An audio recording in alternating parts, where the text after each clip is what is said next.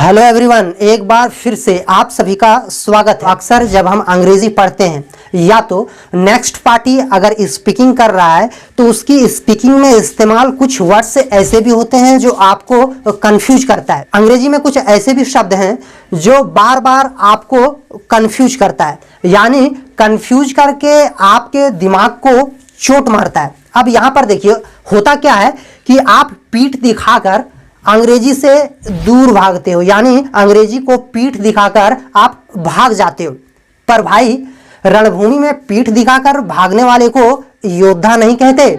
इसीलिए अगर confusing create करने वाले शब्दों के फ्यूज ही यदि आपको उड़ानी है तो भैया आपको इन शब्दों का बखूबी जानकारी आपके पास होना चाहिए। अब मैं यहाँ पर इन सारे शब्दों को पेयर में लेकर आपको कुछ इस तरह समझाने की कोशिश करता हूं जिससे आप इन सारे सिचुएशंस को आप बड़े बेहतरीन तरीके से मैनेज कर सकें। आइए, यहां पर सबसे पहला शब्द है इन टाइम और ऑन टाइम। अब यहां पर देखिए ये दोनों वर्ड सेम है, यानी इन वर्ड्स या तो इन फ्रेजेस में कोई भी ऐसा एरर नहीं है। पर यदि मैं आपको बोलूं कि ए का मतलब भी एक होता है और एन का मतलब भी एक होता है, पर उसके यूज में एक अलग अलग सिचुएशन है, यानी जहां पे वोवेल की सिचुएशन होती है तो आप एन का अप्लाई करते हो और जहां कॉन्सोनेंट जैसी सिचुएशन से आप गुजरते हो तो आप ए का इस्तेमाल करते हो, जबकि उन दोनों का मतलब एक ही होता है। अब यहाँ पे इन टाइम और ऑन टाइम इन दोनों फ्रेजेस को जब आप देखेंगे तो बस सिर्फ यूज या तो इसके अलग अलग सिचुएशन में यूज करने का एक ग्रामरियन ने रूल्स दे रखा है। जैसे यदि सपोज आपके ऑफिस में मीटिंग है और मीटिंग 10 से 11 के बीच में कभी भी स्टार्ट हो सकता है, आपको यह आदेश दिया गया कि भैया आपको 10 से 11 के बीच में ऑफिस पहुंच जाना है। यहां पे कोई एग्जैक्ट टाइम नहीं है तो आप इन टाइम का इस्तेमाल कर सकते हैं। जैसे मैं समय के अंदर ऑफिस आ जाऊंगा तो आप बोल सकते हैं कि I shall come in the office in time. अब देखिए on time, on time means exact time. यदि बच्चों को यह आदेश दिया जाए कि भाई आपको स्कूल कैंपस में 8 बजे एंटर कर जाना है, यानी इसका मतलब यह हुआ कि पक्का 8 बजे आपको स्कूल के अंदर एंट्री ले लेना है। यदि टाइम ओवर हुआ तो भैया आपको पनिशमेंट मिलेगा, यानी यहां पे आप एग्जैक्ट टाइम पर कोई भी घटना को घटित करोगे तो यहां पर आप ऑन टाइम का इस्तेमाल कर सकते हैं। जैसे यदि यहां पर एक मैं हिंदी सेंटेंस लूं और इस हिंदी सेंटेंस को फिर मैं इंग्लिश में कन्वर्ट करूं, जैसे आपको 8 बजे स्कूल पहुंचना है, यहां पर इस सेंटेंस में एक एग्जैक्ट टाइम को डिनोट करता है तो आप बोल सकते हैं कि you have to arrive in the school on time. आइए देखते हैं नेक्स्ट वर्ड को, और नेक्स्ट वर्ड है बाय 8 o'clock या तो 8 o'clock। अब यहां पर देखिए यहां भी वही रूल्स या तो वही क्राइटेरिया आप अप्लाई कर सकते हैं। जैसे आपको सपोज स्कूल जाना हो और स्कूल पहुंचना आपको 8 या 9 के बीच में है, कोई एग्जैक्ट टाइम यहां पे आपको थोपा नहीं गया है, तो आप बाय 2 o'clock का इस्तेमाल कर सकते हैं। जैसे मैं 8 या 9 के अंदर में स्कूल पहुंच जाऊंगा तो आप बोल सकते हैं I shall arrive the school by 8 o'clock। पर यदि स्कूल के मैनेजमेंट यदि स्ट्रिक्ट हो गया और यदि आपको यह बोल दे कि भैया आपको पक्का 8 बजे स्कूल पहुंच ही जाना है, यदि आप इस टाइम को एक्सटेंड करते हो तो आपकी पंक्चुअलिटी को नेगेटिविटी में माना जाएगा, यानी आप पंक्चुअल नहीं है। तो भैया आप 8 o'clock का इस्तेमाल कर सकते हैं, यानी आप ये बोल सकते हैं कि आपको 8 बजे स्कूल आना पड़ेगा, यानी यहां पर यह हुआ कि भैया आपको पक्का 8 बजे स्कूल के अंदर यानी असेंबली में आपको हाजिर हो जाना है, तो आप 8 o'clock का इस्तेमाल कर सकते हैं। जैसे आपको पक्का 8 बजे स्कूल आना पड़ेगा तो आप बोल सकते हैं you will have to come in the school 8 o'clock। आइए देखें नेक्स्ट वर्ड को, और नेक्स्ट वर्ड है एट द मॉल और इन द मॉल। सपोज आप मॉल के आसपास हो, यानी कहीं मॉल है और मॉल के इर्द गिर्द ही आप टहल रहे हो और अचानक आपके फ्रेंड ने आपको कॉल किया और आपको पूछ दिया कि भाई आप कहाँ हो, तो यहां पर आप अपनी लोकेशन बताओगे कि भैया मैं मॉल के पास हूं, यानी आप इस तरह बोल सकते हैं कि मैं मॉल के पास हूं या तो मैं मॉल में हूं, तो आप बोल सकते हैं I am eight the mall. और सपोज वो फ्रेंड मॉल के पास आ गया और आपकी गाड़ी को पार्क किया हुआ देखा मॉल के बाहर में, और फिर उसने फोन किया और आपको बोल दिया कि भाई आप कहाँ हो। और यदि आप मॉल के अंदर हो तो आप बोलोगे कि भाई आजा अंदर आजा, मैं मॉल के अंदर हूं। तब यहां पर आप एक एग्जैक्ट लोकेशन को डिनोट कर रहे हैं, तब आप यहां पर इन द मॉल का इस्तेमाल कर सकते हैं। जैसे यहां पर सबसे पहले एग्जांपल है मैं मॉल के अंदर हूं, तो आप बोल सकते हैं I am in the mall. आइए देखते हैं नेक्स्ट वर्ड को। नेक्स्ट वर्ड है मैरिड टू और मैरिड विद। अब यहां पर देखिए, यहां पर थोड़ा सा आपको ध्यान देना है। कई बार आप यूपीएससी का एग्जाम देंगे या तो कॉम्पिटिटिव एग्जाम में इस तरह की क्वेश्चन यानी मैरिड टू और मैरिड विद से रिलेटेड कई बार फिक्स्ड प्रीपोजिशन से रिलेटेड क्वेश्चंस को सेट किया हुआ स्टूडेंट्स को दे दिया जाता है। कई बार स्टूडेंट्स कंफ्यूज हो जाते हैं।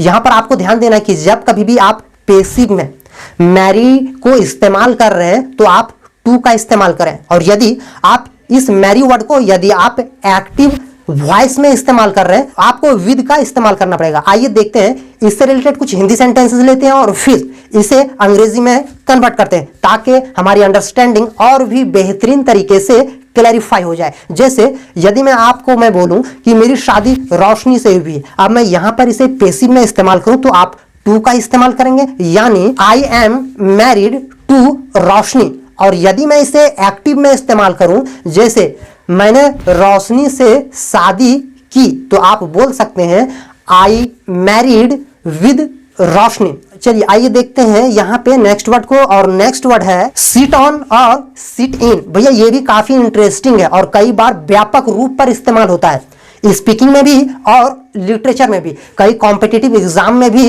इसका काफी लेखा जोखा होता है, तो आपको यहाँ पे थोड़ा कॉन्सेंट्रेट हो जाना है। अब यहाँ पर देखिए हम कहाँ सीट ऑन इस्तेमाल करेंगे और कहाँ सीट इन इस्तेमाल करेंगे। ये दोनों सिचुएशन सही है।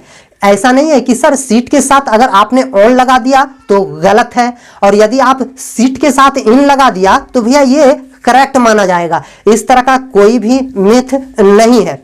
यदि ये दोनों सिचुएशन सही है तो कहीं ना कहीं अलग अलग सिचुएशन में इसका इस्तेमाल किया जाना है। अब यहां पर देखिए, यदि आप टूल पे बैठे हैं और आप जानते हैं कि टूल में बैठते हैं तो आपके आर्म को सपोर्ट करने के लिए उस टूल में कोई ऐसा जुगाड़ नहीं होता। सोफा में बैठे हुए तो सोफा में भी आर्म को आपको सपोर्ट देने के लिए कोई ऐसा जरिया नहीं है।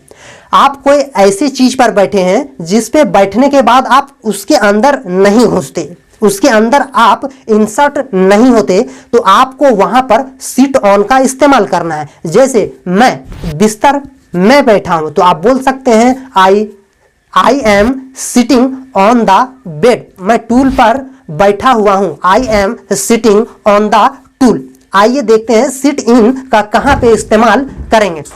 आपने कई बार ऐसा देखा होगा कि कुछ ऐसे चेयर होते हैं जिस पर आप बैठिएगा तो आपके आर्म को सपोर्ट तो मिलता ही है, सपोर्ट के लिए उस चेयर में जुगाड़ तो होता ही है, साथ ही आप उस कुर्सी में बिल्कुल अंदर इंसर्ट हो जाते हैं। तब आप ऐसे परिस्थिति में सिट इन का इस्तेमाल कर सकते हैं। जैसे मैं कुर्सी में बैठा हूं तो I sit in the chair. आइए देखते हैं नेक्स्ट वर्ड को, और नेक्स्ट वर्ड है गेट इन और गेट ऑन। अब यहां पर देखिए, गेट इन का मतलब होता है चढ़ना या तो किसी सवारी पे सवार होना। जैसे अब आपको मैं यदि बताऊं कि भैया आप गेट इन का इस्तेमाल कहां करोगे और गेट ऑन का इस्तेमाल कहां करोगे। यदि आप सिर्फ कार पर ही सवार हो रहे हो, यदि आप सिर्फ कार पर ही बैठ रहे हो तो आप यहां पर गेट इन का इस्तेमाल कर सकते हैं। जैसे मैं कार पर बैठूंगा तो आप बोल सकते हैं I shall get in the car. अब यहां पर देखिए, यदि आप कार के अलावा बस पे बैठ रहे हैं, ट्रेन पे सवार हो रहे हैं, हेलीकॉप्टर पे सवार हो रहे हैं या घोड़े पे सवार हो रहे हैं, तब आपको वहां पे गेट ऑन का इस्तेमाल करना पड़ेगा। जैसे लालू यादव हेलीकॉप्टर पर बैठ रहे हैं तो आप बोल सकते हैं Lalu Yadav is getting on the helicopter. आइए देखते हैं नेक्स्ट वर्ड्स को। अब यहां पर है गेट आउट और गेट ऑफ। अब यहां पर देखिए, यहां पर भी यदि आपके पास पर्सनल कार है या तो कार से आप कहीं अपने गंतव्य स्थान पर पहुंच चुके हैं तो भैया आपको कार से उतरना है, यही सिचुएशन बनता है।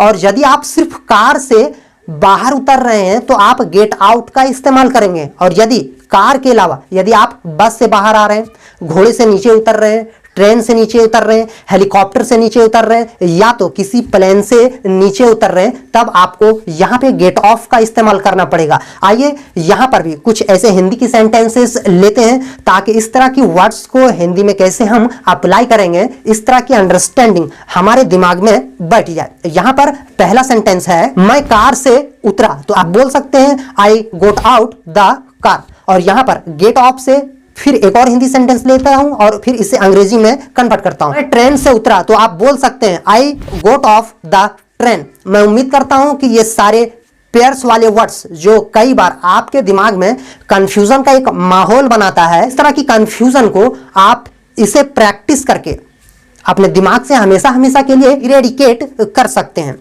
यदि आप मेरे चैनल में नए हैं तो चैनल को सब्सक्राइब करें और वीडियो को लाइक नहीं किए हैं तो वीडियो को थम्स अप करें।